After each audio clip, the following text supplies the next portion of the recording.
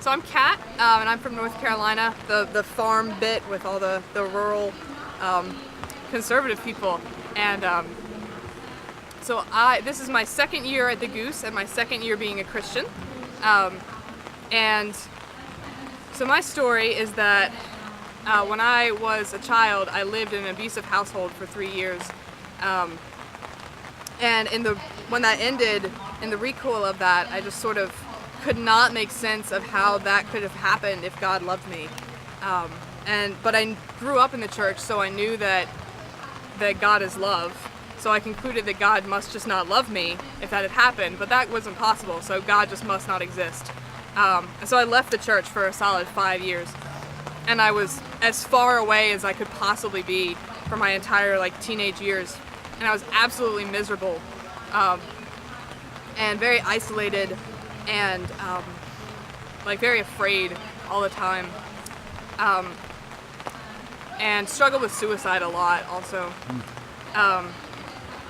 But I kept having this recurring experience where people who didn't really know me, weren't part of the church, which is important to me, were not part of the church, and had no business caring about me or my life, would figure out that I wasn't okay, and would just stay with me and keep checking in on me and keep making sure that I survived to see the next day, to finish high school, to do things that were important, and to try to be better.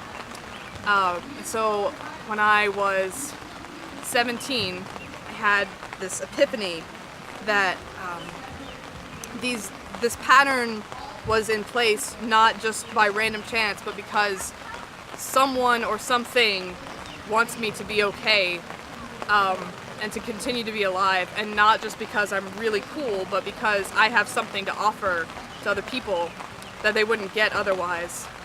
Some of my gifts are being very uplifting. I'm gifted in leadership, and I come to understand that I need to be part of a community where that can be used, and that my community and the world needs me to be part of that.